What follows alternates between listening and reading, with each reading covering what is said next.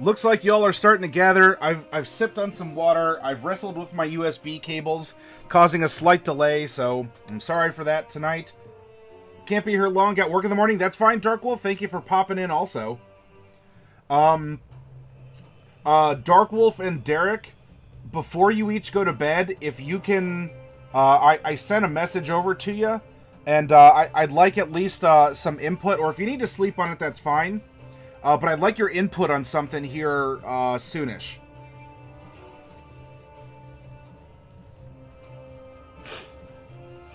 I had some good pasta tonight, so I probably won't be eating on camera in front of you. Maybe. I don't know. There's also another nasty rumor going around that I have a bag of General So flavored potato chips. Who needs salsa when you could just have that? So I might crack that open at the halfway point. I don't know. We'll see. The new tag system has some interesting tags, by the way. Not just the game tags, though I like there being a tabletop RPG. Yeah, Pneumonica, I am going to have to take a look at that. The channel this weekend, I'm going to be uploading some art that has been submitted, that I've requested from the channel. And I'm going to be uploading some concept stuff. In fact, you've even seen some like hints and previews. For example, well, you've seen a little bit of legs shown, literally and metaphorically. But there are some concepts for the stream that I want to start putting out in front of you. For example, there are mascots for the channel that I'd like, that I want your input on the various designs that have been submitted, and things you like, things, you know, mishmash of one thing or the other. Also, I want your all suggestions for names for the mascots. So in particular, and these are examples here. Let's go back to the break screen. The channel mascots are going to be a red dragon, female, and a black griffin, male. And those are they have colorations: green, white, and red for the dragon for the Welsh flag, and red, yellow, and black for the griffin for the German flag.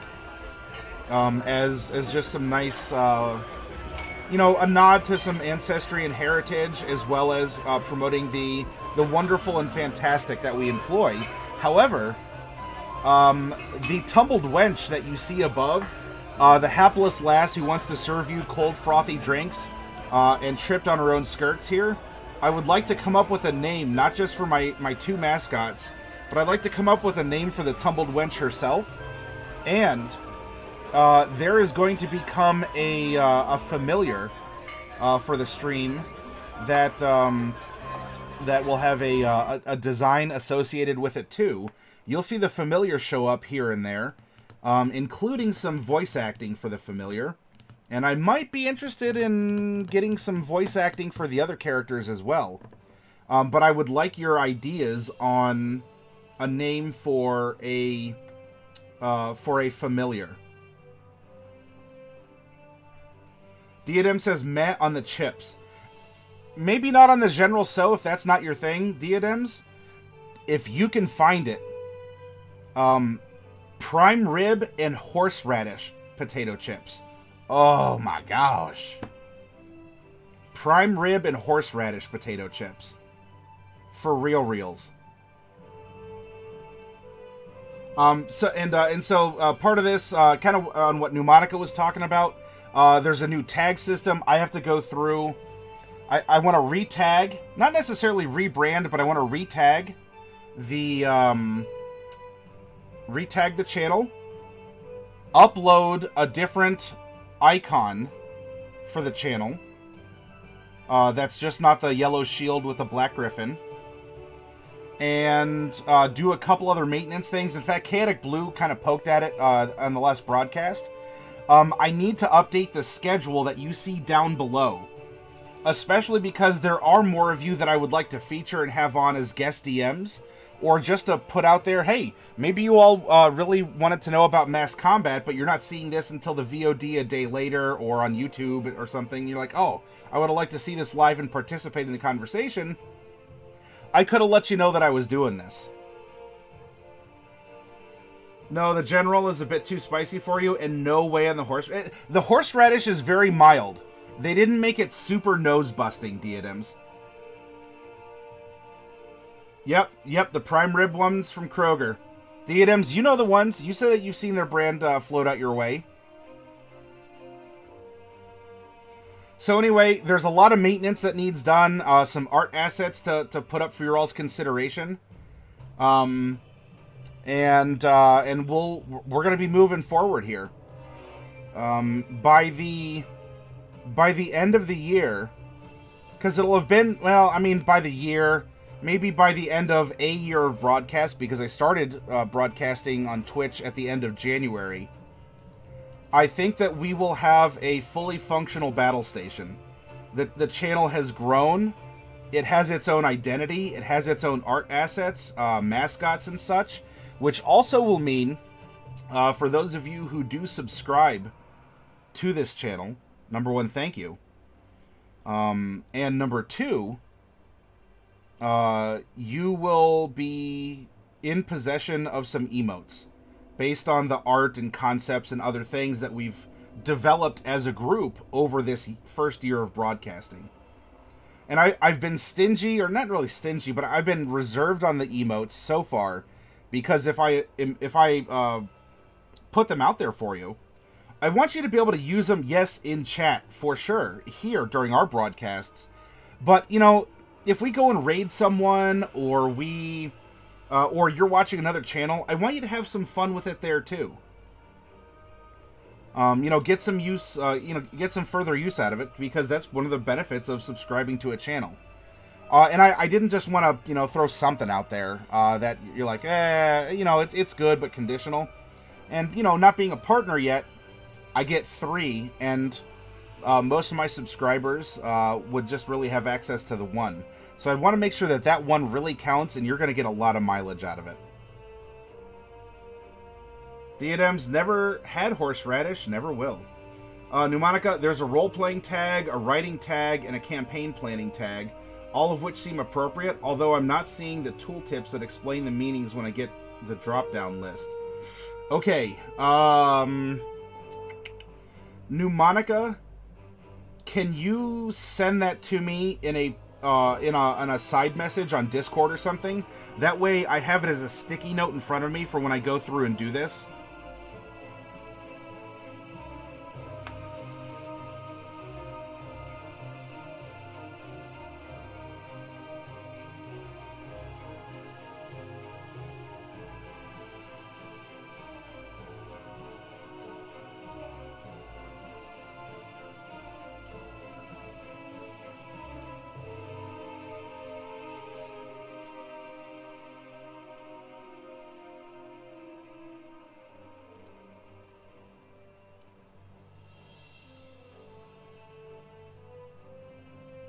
There we go. I had to fix a couple things. Yeah, thank you, Pneumonica. I super appreciate that. And look, this channel wouldn't be what it is without your all's input. Without your eyes, ears, your suggestions, your contributions, your jokes, your positive energy. Even just stopping in and saying hi. Like Dark Wolf, Derek, or Bloody Torchic. She hasn't had a lot of time lately. Still, every little bit counts. And I think it would be a good goal for this upcoming second year. I know that I still have a while to go, right? We're not even in October yet. We're close. Not yet, though. So we still have some time, but I think by the end of year 2, I wonder if we can't get this community up to the partner status. And honestly, there's only one metric that we're missing that would put us in partner status even right now within this year. And that is getting some more eyeballs on the channel. All things in time. I don't want to rush it, and I don't want to spoil it for myself, or especially for all of you who are taking your time, your effort, your creative thoughts, or even if you're parting with your money through a subscription or purchasing miniatures or something along those lines. I don't want to spoil it for you all, who have really been the founders of this community. And I'm glad that you're trusting me to be the captain here and pilot it in a direction, in a good direction. So, okay. So, channel maintenance is over. Why don't we talk about what I had on the title screen for a couple extra minutes when I was wrestling with a USB cord, huh? Now, what you're seeing up here, the Unearthed Arcana for mass combat, this is not a new Unearthed Arcana. This isn't the fresh hotness of September. This has been out for a while. But, you know, we're having a DM week. And I wanted to bring this up as a method of running your game similar to what we talked about with the Session 0. There are times where your character may want to lead a peasant rebellion against an evil king. Or you may want to gather the villagers of Barovia and try and go siege Strahd's castle. You may want to, to be that folk hero that your background suggests you are. Or maybe through circumstance, you're a sorcerer who got entangled in a regional war, and you were put into a position of leadership. Maybe the commander of that unit died, and you led them in combat instead, and you got recognized for it. And sure enough, you kept succeeding. What a horrible curse! And now you find yourself at the head of a squad of 10, 20, 50, 100. And if you're playing the strategic part of D&D for tactical combat, grid combat, it can get very difficult to put down a game of Warhammer. Since Warhammer's rules arguably are easier and made for mass combat, as opposed to a more tactical, smaller party approach to D&D. So tonight we're going to explore the Unearthed Arcana suggestion, and then we're going to go into something that I made for my personal game last year, which was a homebrew take on mass combat rules. Hi, Funny. What is all this? Mind if I ask about mass combat? Yeah, hey, I was just addressing it. So Funny, welcome to the channel, and thank you for piping up and asking a question. You are always welcome to. We're discussing Dungeons and Dragons. We primarily do a lot of workshop content on this channel, though on Tuesdays we broadcast a game. And this week we're talking more about Dungeon Master stuff. We talked about having a Session 0. We helped a new player make her first character, and tonight we're going to talk about going from a single fighter, in a campaign, which actually was the theme of last week. How do you run a campaign with one PC and one DM? Or like maybe two PCs and a DM? And now how can you have a mass combat? Can you be a goblin leader and raid the local town with 100 other goblins? And how do you do that at a tabletop where sometimes it's difficult to get 5 people sitting around a table rolling dice with their abilities? Question, how do you cure bad rolling? There's no... there's no such cure, and I'll say that, Funny. Oh, thank you for the follow. I very much appreciate that. I'll say there's no cure because bad rolling, it's not necessarily a problem. And the reason being is I'm optimistic, and if you roll badly, that actually creates a roleplay opportunity. And it means that you have rolling poorly mechanically means that through roleplay, you have a great chance to do something else. Think outside the box. Think of something dire, drastic, or fun. Improvise. And perhaps you might still pull victory from the jaws of defeat, even though you rolled low.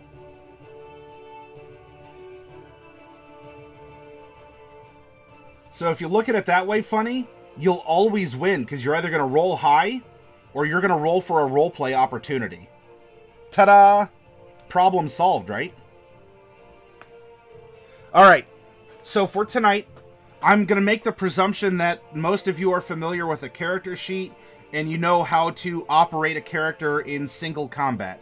You know, here we have our barbarian. She wants to hit someone with her great axe. She rolls a d20 plus 6 and deals 1d12 plus 3 slashing damage.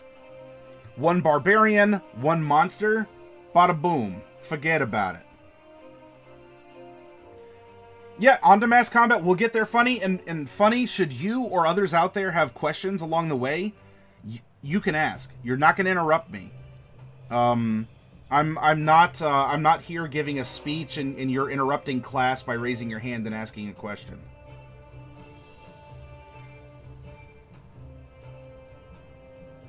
All right. Oh, Torchic. Personally, I keep my dice bag in a box of white sage and incense. Hey! Some other people keep all their dice with the ones face up because you always see them. And so even if you roll a 2, that's higher than a 1 and it makes you feel better. A friend of mine actually kept a bag of his dice in the hand of an angel statue in a graveyard overnight in order to try and bless it. Alzy, Mr. Morgs may be excused to go to the bathroom. I do not believe you have to go to the bathroom. So until I irrationally don't allow you to leave because I have no context to prevent you as such, I'm going to put you in the socially awkward situation of actually, you know, having you embarrass yourself in front of all your friends. And then I'll still tell you it's your fault. Funny says, seems like a good answer. Shame that my presents are the thing that... Well, again, Funny, it's your mentality. Forsaken, on mass combat, can it be countered to a certain extent by a magic circle where the enemies can't pass? It's going to depend on the scale, Forsaken. I mean, you can cast Sanctuary on one character, and that's fine. If 100 goblins are going to charge across the farm field at your pig farm, is casting Sanctuary on yourself really going to protect you all that much? Alright, so... mass combat is just that, Funny Dill. Instead of 1 or 6 characters fighting in a dungeon, we're talking the representation of hundreds of characters. Open war in a valley or a field or something along those lines. Being that what we're first reviewing is Unearthed Arcana, this is playtest material. These are officially unofficial rules to 5th edition D&D. They're concepts for you to ponder.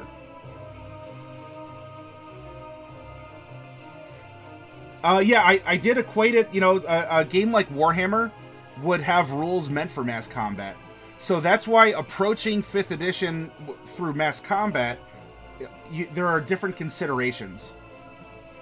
Now, as Unearthed Arcana is going to present it to us, the mass combat rules are designed to allow you, the DM, to determine the outcome of battles involving hundreds of combatants with a few die rolls. It also zooms down into the action with enough detail to allow player characters the chance to affect the outcome of the battle. Because, hey, you're the big damn heroes, right, of the campaign. You're presumably the ones also in points of leadership in this army. You know, you want to simulate Helm's Deep? Hey, this would be a way to do it. Alright, the system works by giving each creature a battle rating based on the creature's challenge rating. Battle rating is an abstract measure of a creature's combat effectiveness. To make managing hundreds or even thousands of creatures at a time easier, creatures in the mass combat system are organized into units.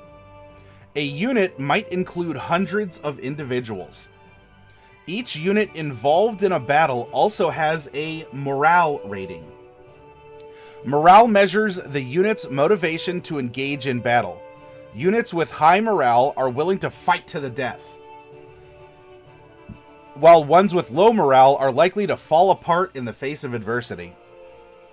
Commanders play a key role in resolving battles. Each unit has a commander, whose charisma modifiers apply to initiative and morale. Torchic says, it's been done the way I seen it. The way I've seen it done is to give each PC their own company of soldiers to command so that you aren't controlling their allies as well. Yes, Torchic. Battle rating. The mass combat rules rely on a creature's battle rating, or BR, to summarize its effectiveness in combat. A creature's BR is based on its challenge rating, CR, as shown in the battle rating by challenge rating table. And of course, the CR is found in your monster manual, or with, some of the animals found in the back of the player's handbook. Battle rating encompasses a creature's attacks, hit points, armor class, and special abilities by relying on challenge rating as a summary of its power. Okay, take care, Funny. Thanks for stopping in. You are welcome too, by the way, if you haven't left yet. You can join us on Discord, and not only can you watch this VOD, these get posted up at the end of the week on our YouTube as well. And you could type in !YouTube if you'd like that address.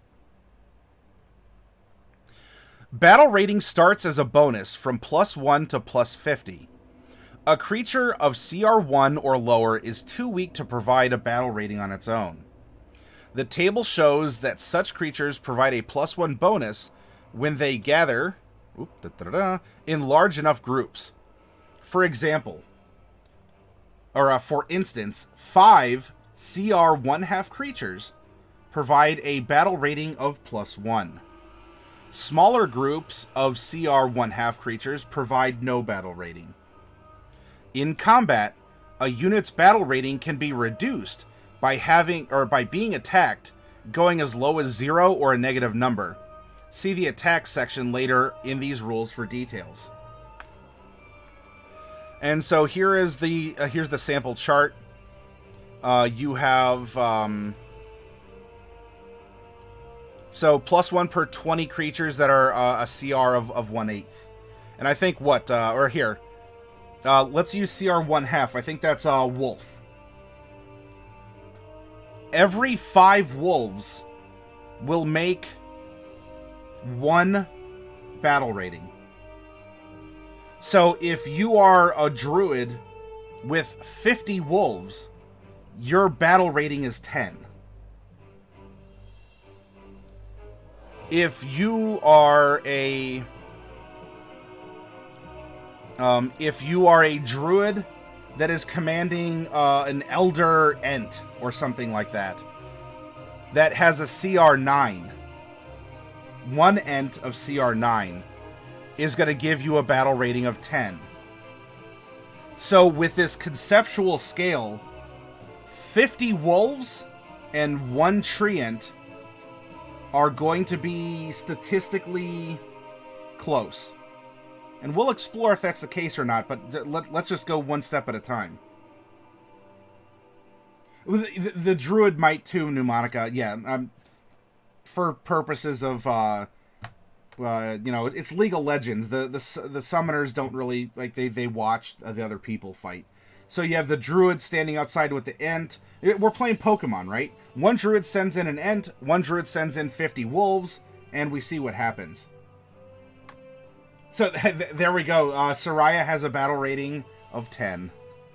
Just alone herself.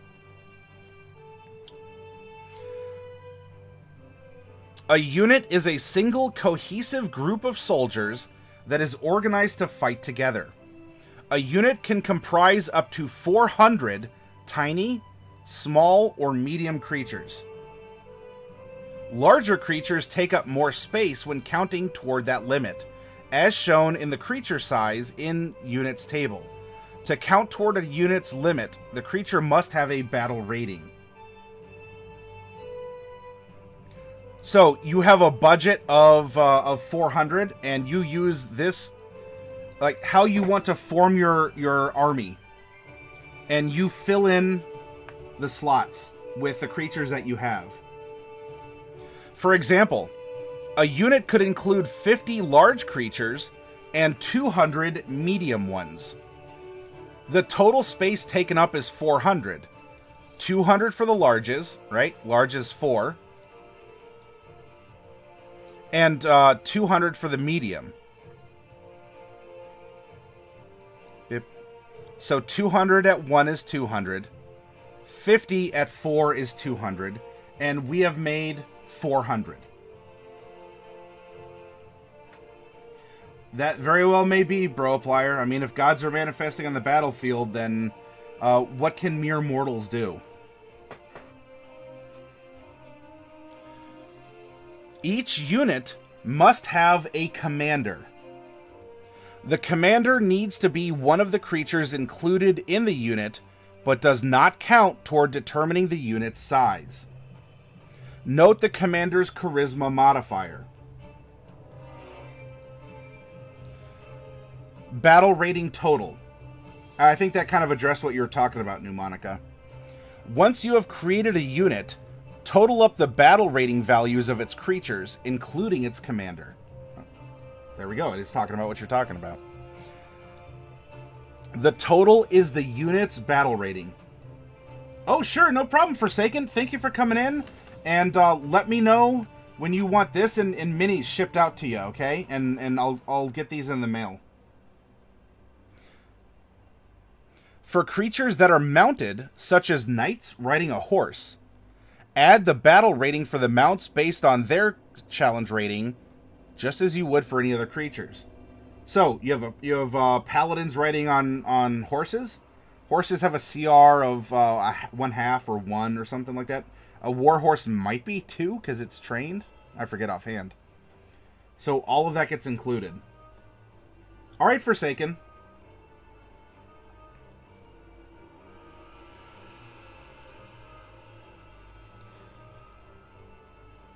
Unit space. A unit takes up a space that measures 100 feet on each side, regardless of how many creatures are in it.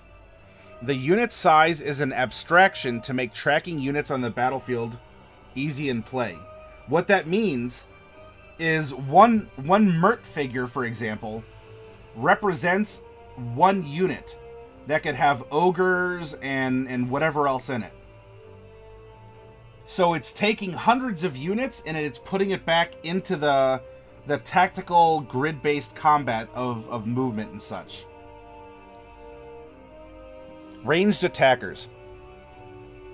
A unit can make ranged attacks if all its members, other than its commander, can make an attack with a range of at least 100 feet on an at-will basis.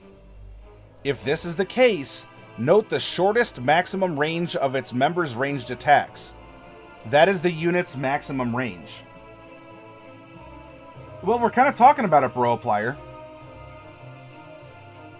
Unit design. It's best to organize similar or identical creatures into a unit. The rules aim to remain simple by reducing a unit's abilities to the lowest common denominator.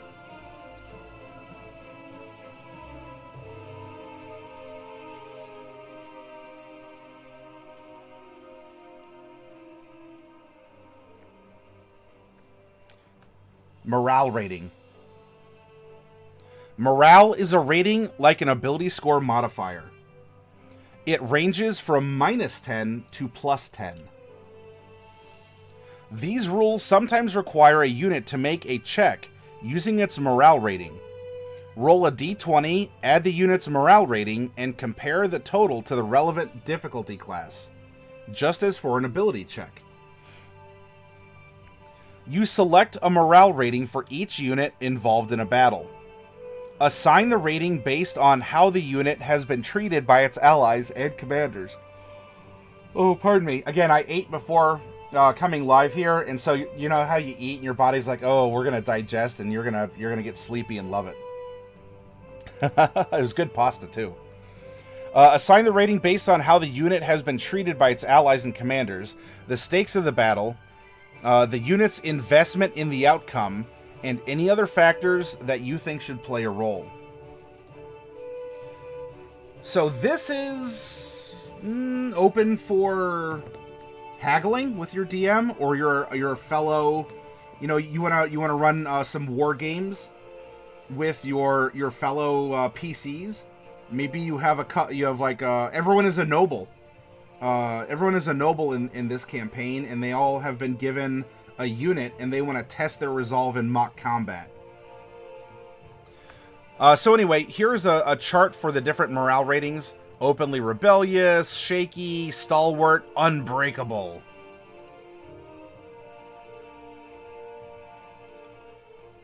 As a rule of thumb, start a unit's morale at 0 on the morale ratings table. For each factor that decreases the unit's morale, shift 1 row up the table. For each factor that improves it, shift 1 row down. When you're done with this exercise, you have a good idea of the unit's morale rating. Or you can simply assign a morale rating based on your judgment. Finally, you alter the morale rating based on the unit commander's charisma modifier. Add the commander's charisma modifier to the unit's morale to reflect the commander's ability to motivate and lead. Factors affecting morale. So if we start at 0, these are things that can bump up or down. Poor treatment by a commander or allies. You want to have a Helm's Deep? The Orcs are under, a lot of abusive, structure, right? It's a very rough life. If you mess up, no one cares and will just kill you. You probably don't eat the best, that kind of a thing. Animosity toward an allied unit. Low or no pay. No stake in the battle's outcome can reduce morale. Incompetent or ill-prepared commanders. A daunting, overwhelming foe. So in Helm's Deep, that actually might affect the morale rating of the defenders because they look out and they see 10,000 orcs and there's like 500 people on the wall. What do you do? Poor equipment.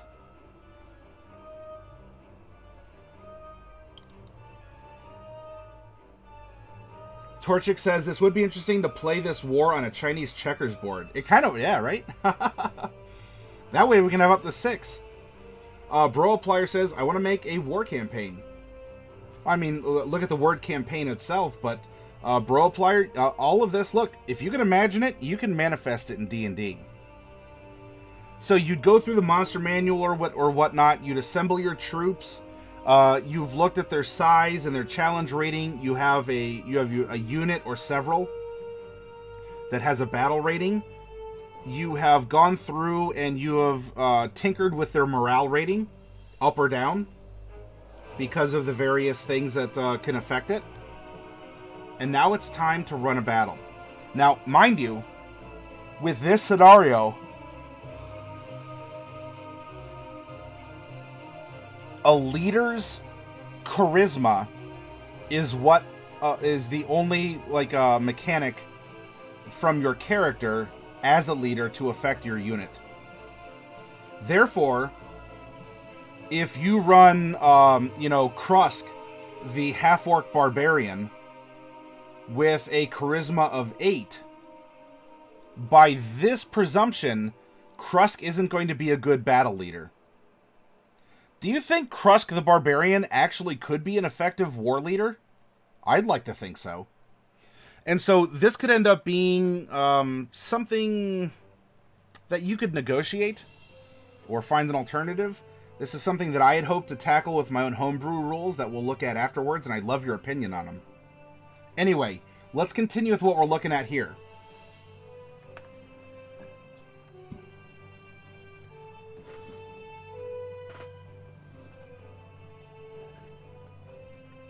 These rules use a structure like the combat rules in the player's handbook. The biggest change centers on resolving attacks, which uses battle rating rather than attack rolls, AC, and damage. The mass combat rules use a timescale different from the regular combat rules, with 1 round representing 1 minute of action, not 6 seconds. This timescale accounts for the time and complexity. Oh, thank you, 1 crit. This timescale accounts for the time and complexity needed to maneuver hundreds or even thousands of combatants. Initiative. You don't roll initiative for units. Instead, each unit has a fixed initiative. Initiative equals 10 plus the unit morale rating plus the commander's charisma modifier.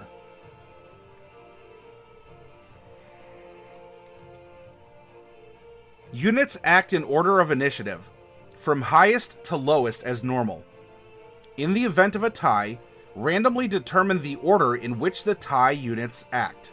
Flipping a coin, who has the highest charisma score, not just modifier, I don't know, whose birthday's the closest. There's all sorts of stuff.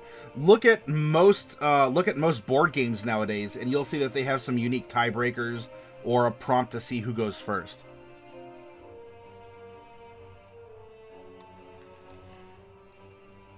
Oh, pardon me. As in the regular combat rules, a unit can move and take one action on its turn.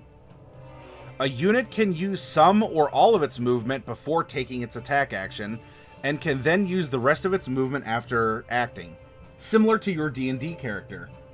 A Thumb Wars tiebreaker. But Pneumonica, if we're battling over a virtual tabletop, how am I supposed to thumb wrestle you?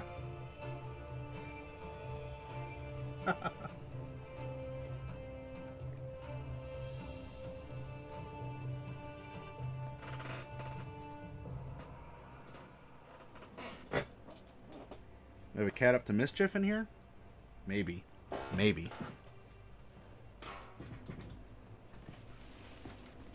I can, however...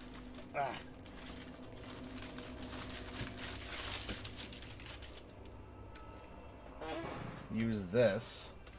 And I think...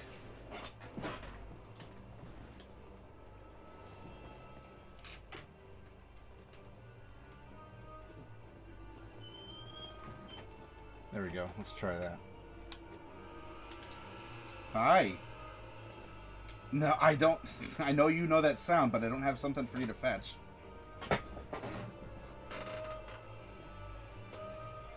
You get a VTW on your VTT. Oh, a virtual thumb war on your... yes. And, hey, Daly. Yeah, whoops, caps lock. You know, you sounded disjointed, like suddenly Daly was possessed by the machine spirit. You get a VTW on your VTT. Yeah, virtual thumbs. Beep, boop, boop, boop, beep, boop, boop. A unit's speed equals 10 times the lowest speed of its members. It can use movement modes, such as flight, only if every member of the unit can use it. Don't count the speed of mounted creatures when determining the unit's speed and movement types. The riders use their mounts to move. A unit must stop moving if it moves adjacent to an enemy unit. And a unit can't move if it's adjacent to an enemy unit, unless it uses the Disengage action that turn. Otherwise, use the rules for movement from the player's handbook to resolve how far a unit can move. Oh, it actually does exist. There we go. Daly coming in with the tiebreaker. Asking ye shall receive, Pneumonica. Now we can thumb wrestle from hundreds of miles away, or... hundreds of miles away, yeah.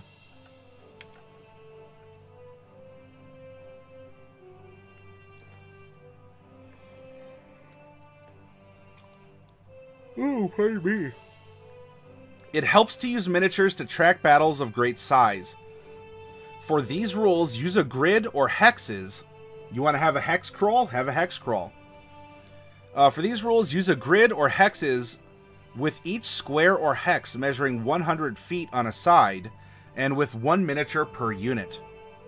When moving, a unit can move into a square or hex if the unit has at least half the movement needed to enter it available. When a unit takes an action, it chooses one of the following attack option or action options: attack, dash, defend, disengage, or guard. Each option is described below. All right, no problem. Thank you for lurking, Torchic, and it's good seeing you back. When you attack, an attack is an opposed check between a unit's battle rating and its target's battle rating. A unit can attack at any range that all of its members can make. Full details on resolving attacks are given in the attack section below. Oh, the phone dying. Okay, gotcha, Torchic. Dash.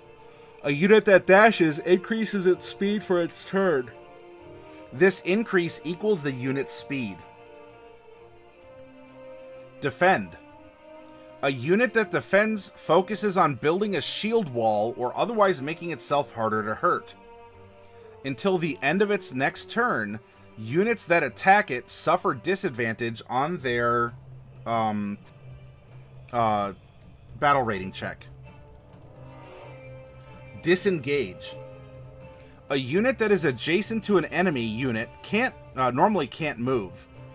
If the unit takes the disengage action, it has the chance to move away.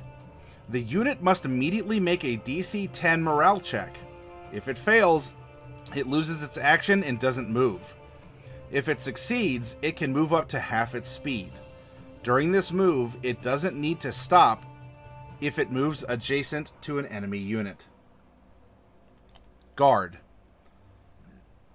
A unit that guards prepares to attack any enemy that draws close to it. The next time an enemy unit enters a space adjacent to this unit, it immediately makes an attack against the enemy unit. It's kind of like setting up in Overwatch, right?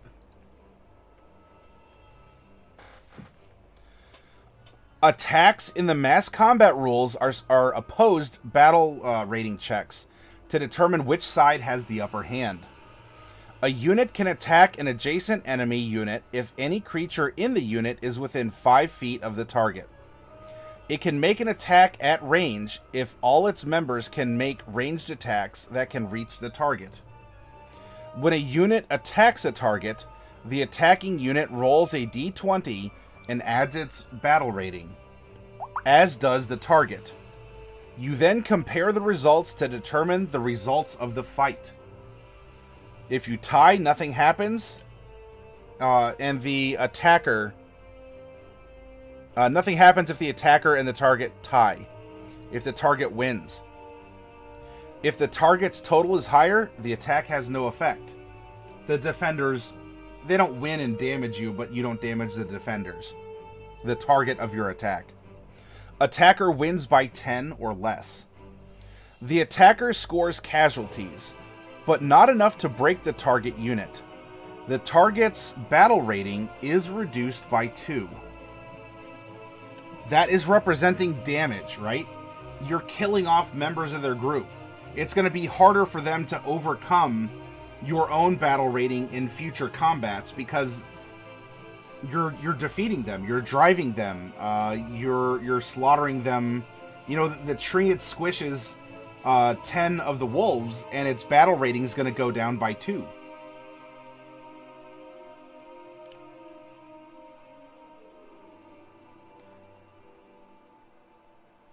Attacker wins by 11 or more. The attacker scores heavy casualties on the target. So kind of a critical hit, right? The target's battle rating is reduced by 5, and it must immediately make a DC 10 morale check. If the check fails, the unit flees the battle and is eliminated. Remove it from play. The attacker can gain advantage or suffer disadvantage on its battle rating roll based on the following factors. Advantage. The attacker's on high ground, such as uphill from the defender.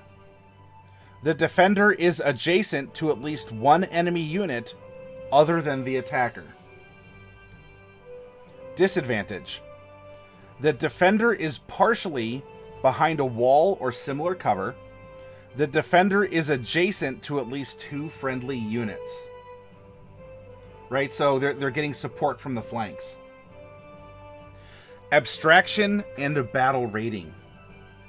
Remember that the mass combat rules are designed to make running big, important battles fast and easy. It uses battle rating to summarize a creature's spells, special abilities, and so on.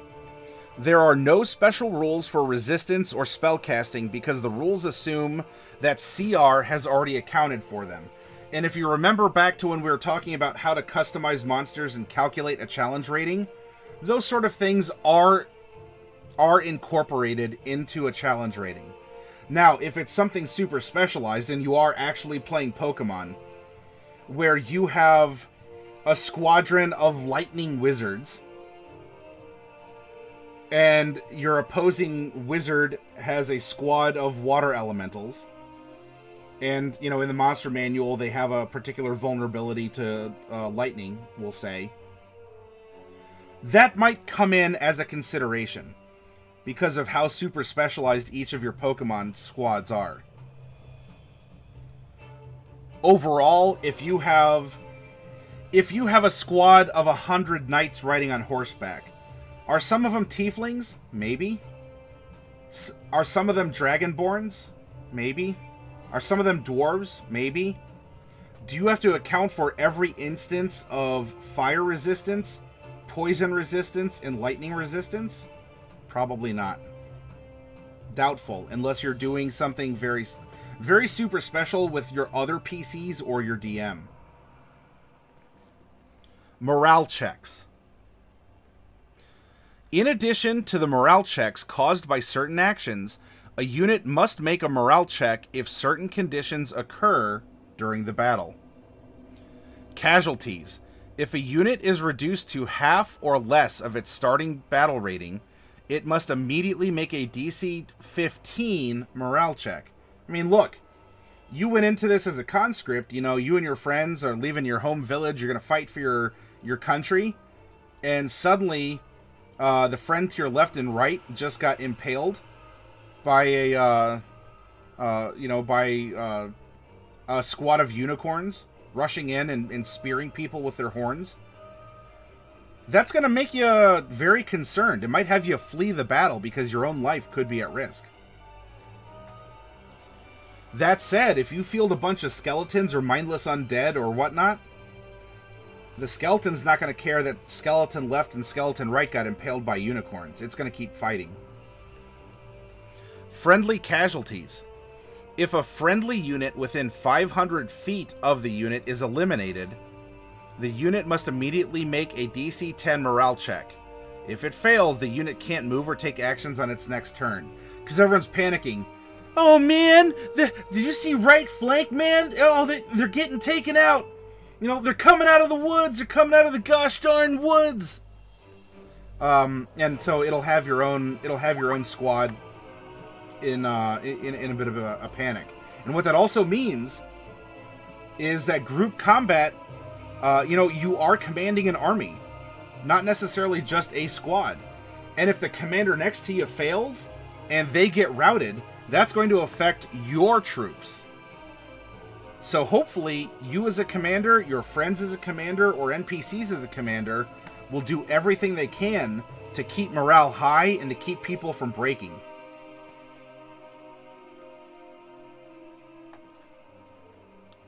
Characters in mass combat.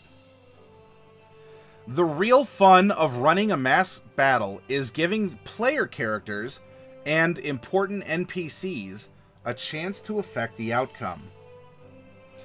You might be tempted to absorb such characters into units and ignore their special abilities. You can do so by using the rules for determining CR in the Dungeon Master's Guide to assign challenge ratings to characters. However, mass battles are more fun for players when they have a chance to engage in heroics that alter the course of the fight. Again, you're the big damn hero. Don't you want to be the commander? Don't you want the glory to lead, 100...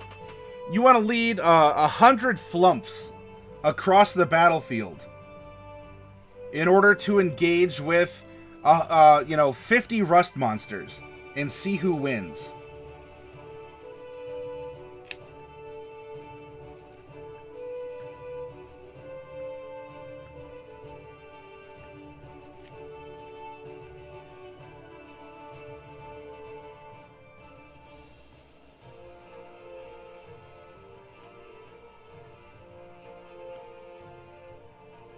You can give the characters an opportunity to shine by pausing the large-scale combat and letting them engage in regular combat, or by letting them use their abilities from within a unit. Whatever way the characters are in, because remember, a round in battle time is 1 minute. So if you pause the greater battle, you then go down into the micro, like the micro tabletop. And then you can, then if you want to put 50 orcs down or something, or if you want to challenge the leader of the opposing forces in a one-on-one duel or something like that, then you would have 10 rounds of your actions as PCs before the entire army does another big thing.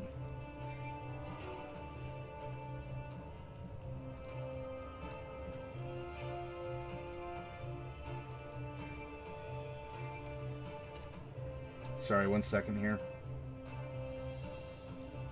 Okay.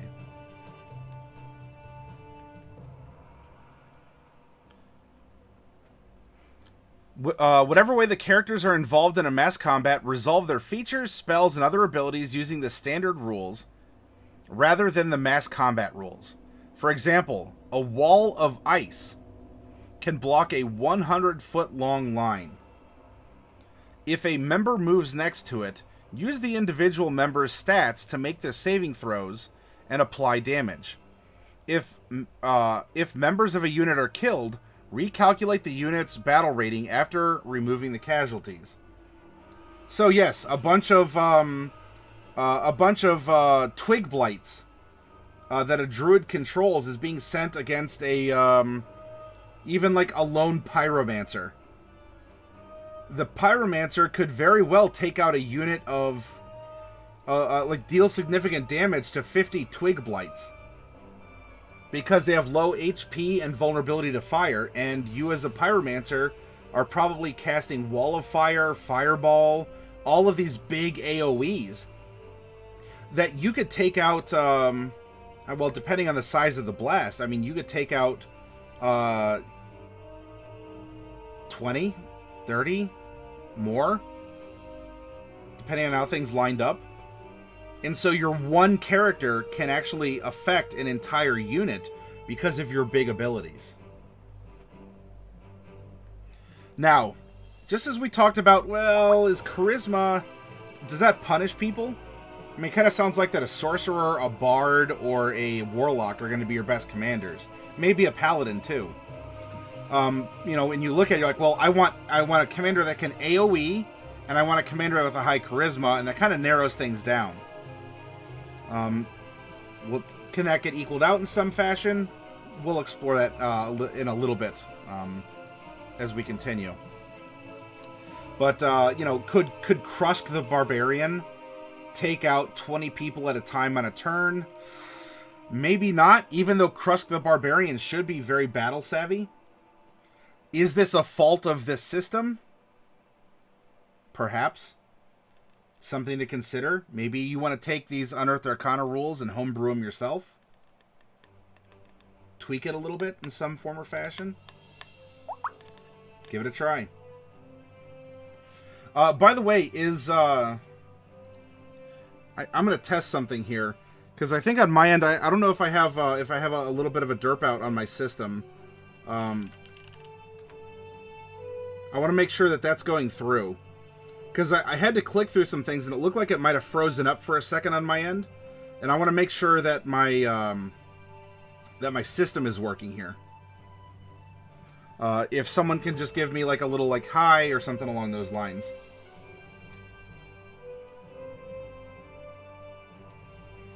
Because unfortunately, even if the video continues to record, sometimes my stream, like the software, will just end the stream.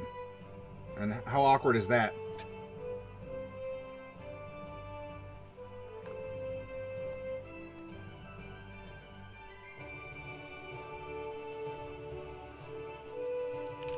Okay, there we go. Okay, no, I wanted to make sure that we were going because, again, something kind of derpy on my end. Thank you very much for testing that out.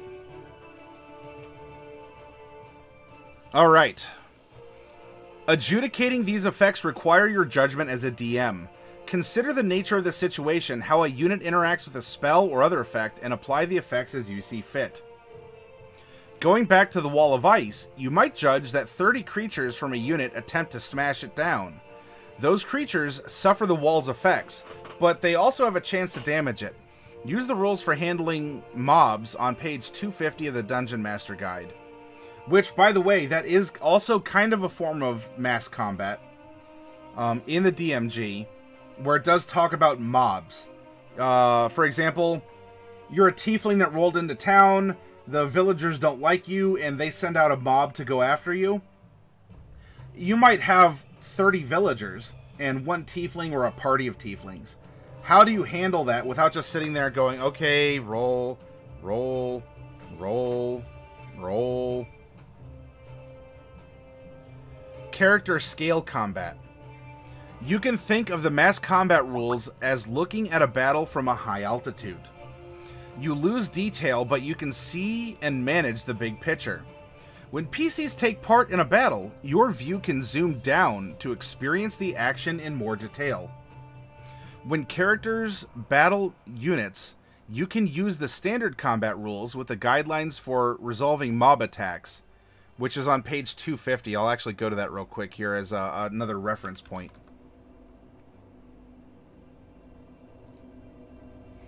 You may decide that all or part of a unit stops to fight the PCs.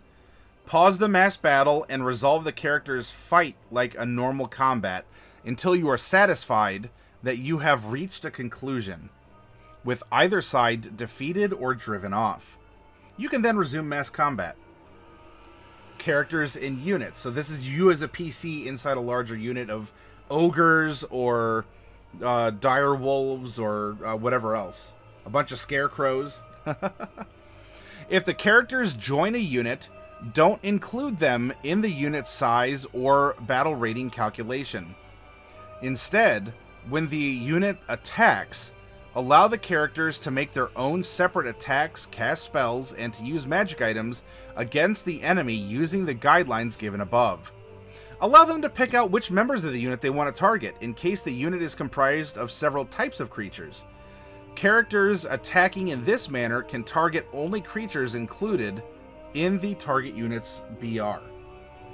If there are 5 cavalry units in this, and you want to take out the horses, or at least the knights on the horses, you can challenge that aspect of that unit. On the unit's turn, each character has 1 turn to make attacks, cast spells, use a magic item, or the like. Resolve the character's attacks and spells and determine how many targets they eliminate. Determine how the loss of those creatures reduces the unit's battle rating. Then resolve the unit fight as normal. If a spell or effect leaves a creature unable to move or take actions, count that creature as eliminated for the rest of the battle. I mean, right, well, what are they going to do? March with everyone if they're, pinned to the ground? If the character's unit comes under attack, resolve the fight as normal. The results don't apply to the characters. If their unit is eliminated, they remain on the battlefield and can continue to act, because again, you're the big damn hero, and you know what? All of your brave elven archers may have been slain by the whatever the opposing force is. But there you are, standing among the corpses of your men and women on the battlefield, and you will finish off any stragglers that are left. Critical events. In addition to allowing characters to take part in fights between units, think of critical events that might take place during the battle and give characters a chance to take part in those events. Critical events can include the following. Prevent enemy scouts from seizing a bridge or another position. And by the way, if we want to talk about Warhammer 40k, and where it can be a parallel to this, not everything in Warhammer is a battle of attrition where you're a meat grinder down to the last soldier who can move. Sometimes it is about capture and control. Sometimes it's about, in this case, assassinate an enemy commander. So as a commander, you would use your units to get up into the army, and then you would disengage from your unit to then go back into sort of like micro tabletop time with 6-second rounds in order to rush in and, you know, cut the head off the enemy snake. That is absolutely correct, Orcs Make Beautiful Lovers. Some orc is good. I agree. I've tried to be careful, Orcs. There's never enough DACA. Come on. I agree. And paint all your bullets red so that they can fly faster and shoot farther. And your vehicles, too. In fact, Orcs, I think you'll be glad to know that I've been very... I have brought up Orcs, but I've been very fair in our mass armies as we're talking about group combat. In fact, I even entertained that a squad of unicorns has been used to impale hapless soldiers, or that we threw a unit of flumps up against a unit of... what did we throw the flumps up against? I forget. So much snake abuse on this channel. Oh, right. Yeah, oh yeah, cutting the head off the snake, and then, you know... If the one was just trying to hide in the throne, and then the throne got set on fire. So it was really good at its job in looking like a stealthy vine. Hold attackers away from a gate while friendly soldiers repair it. Sneak into an enemy stronghold to sabotage its defenses. Destroy an approaching siege engine. Steal the enemy's battle plans. If you've played, if you have played a game like Warhammer or War Machines, or there's so many others, Zombicide, etc. Or if you especially want to talk about goals on the battlefield, have you played Valkyria Chronicles? If not, play Valkyria Chronicles. And that'll give you some interesting missions that you could set out for your units as well. Flumps versus peasants. It isn't that one is revolting, it's that one is more revolting, says Pneumonica.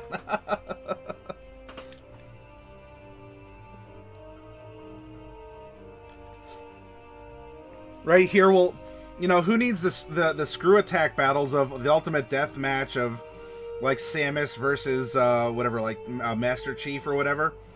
You know, here, we'll have our own death battles. A unit of flumps versus a unit of unicorns or something like that. Orcs, I've been working on it. I'm about halfway down.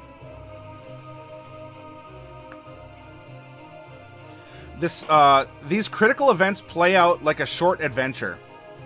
You can map the area, determine the opposition, and prepare any NPCs as needed. When creating critical events, think about the consequences for success and failure. What happens if the PCs manage to destroy a bridge the enemies need to cross a river?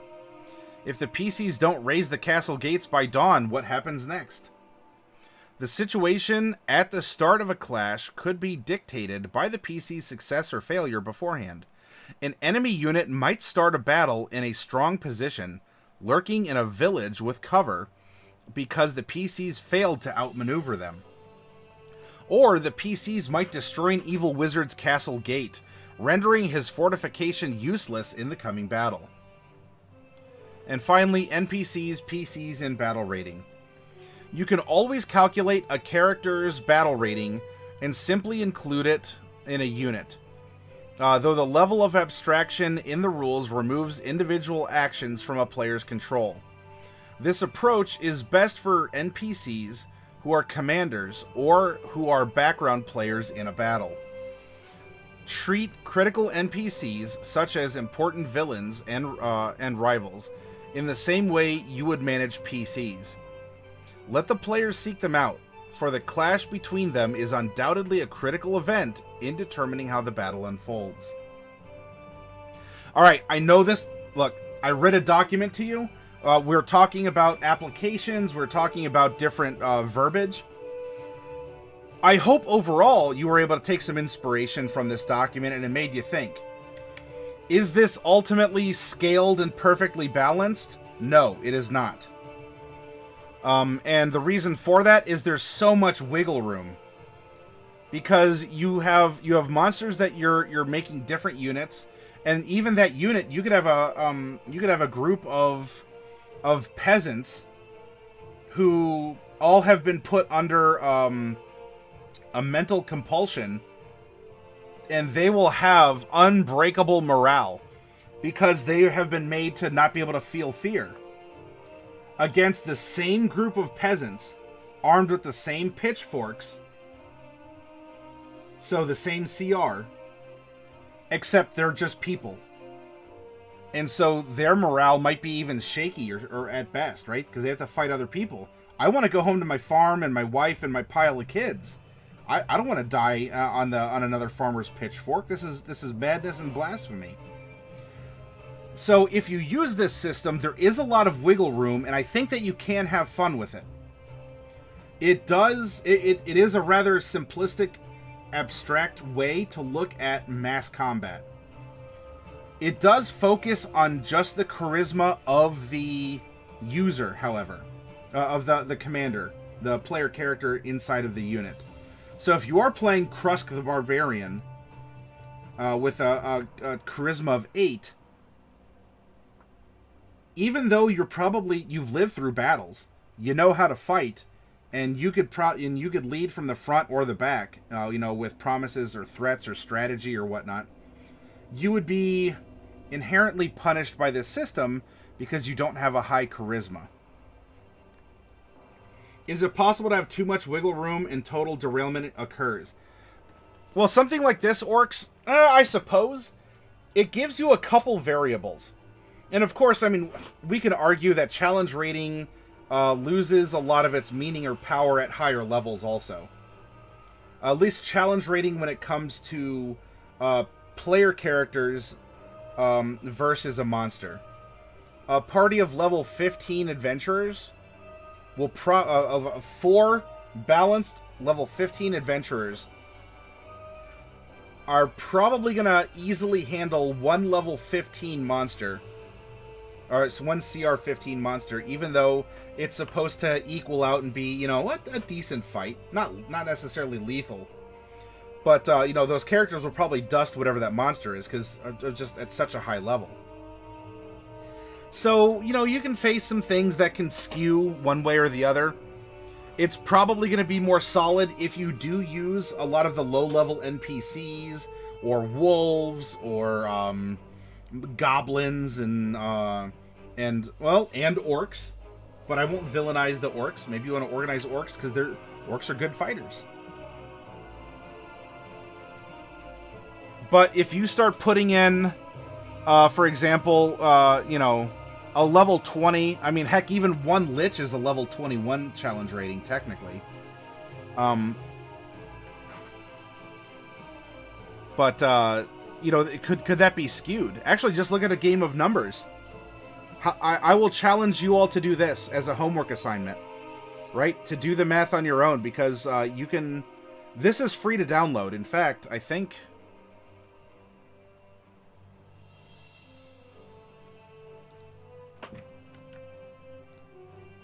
There we go.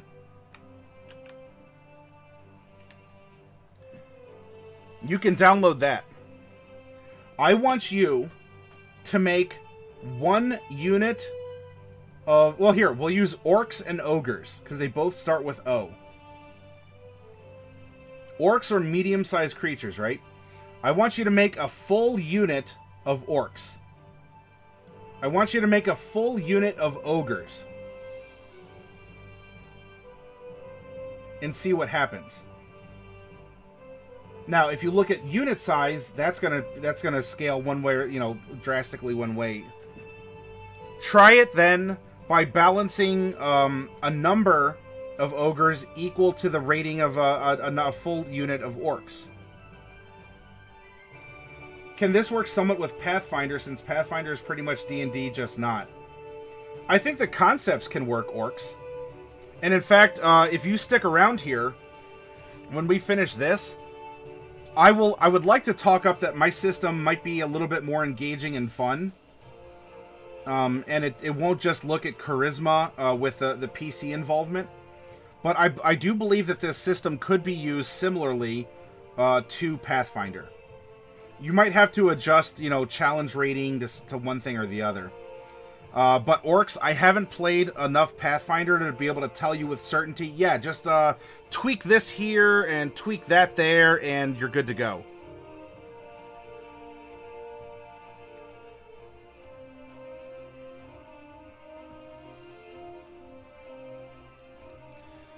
But try this, right?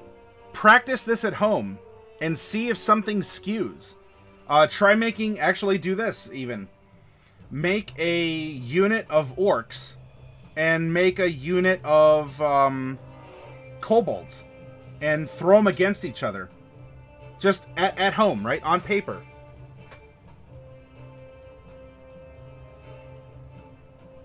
Well, Orcs, that's a roleplay consideration.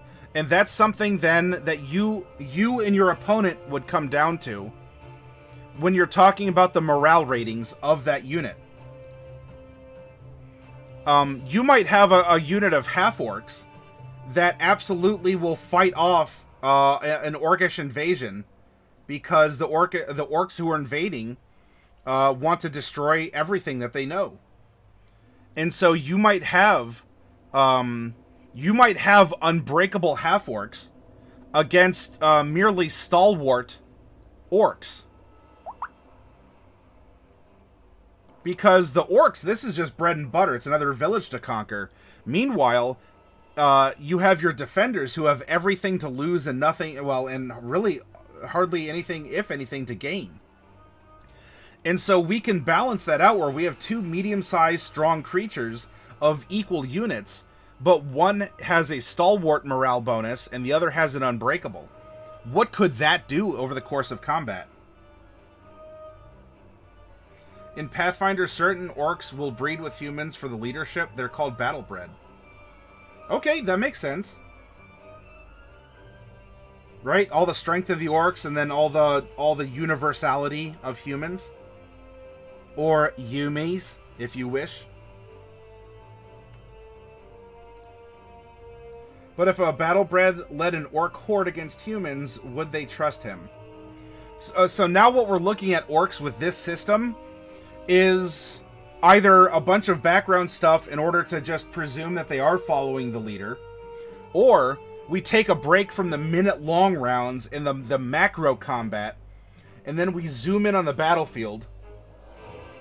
Someone at the table like breaks a pane of glass, and someone else goes, psh, da da da da da da da da da da da da da da, and then we get into the miniature battlefield, where the leader of the orcs calls out the leader of the battlebreds, and they fight in a duel, in a one-on-one duel, despite the war raging on around them.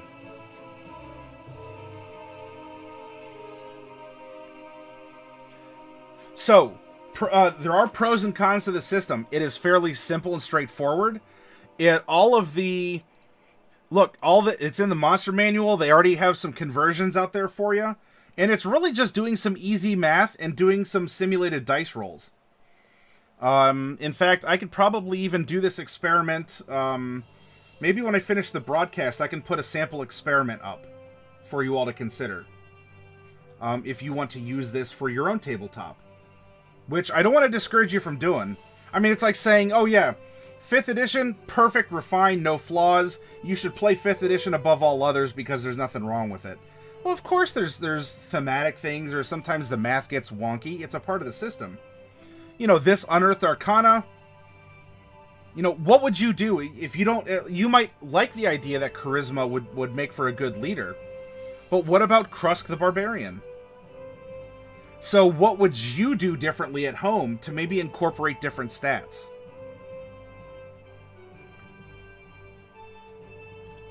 Right? I mean, fortunately, Velma, if she was the commander in this unit, Velma at least can add to her group because of her charisma modifier. But Velma the Barbarian isn't the same as Krusk the Barbarian. But yeah, look, you can run hundreds or thousands in this group and have fun and go from there. So what I'm gonna do, I'm gonna get up and I'm gonna take a short break. Maybe I'll top my water off. I think I might grab some of those General So potato chips. And when we come back, I would like to work with you all over my... Well, I actually ran these rules at my campaign last year. It was actually about this time last year that we actually had that battle. I'd like to run these playtest rules past you and get your opinion. Do you think it's more complex? Is it convoluted? Is it more customizable and simple? Does it provide more variety than something that comes down to, you know, just putting a couple minis on a hex and then marching them against each other and rolling a d20? Yes, 12 for 10. I have that Mother of Dragons beer, and so I will drink a toast to you all. You know, a cheerful toast. Yeah, Orcs, what's on your mind? Like, do you want to run past the idea right now and we could work out what you want to do later? Or what? Or do you want to talk privately off to the side?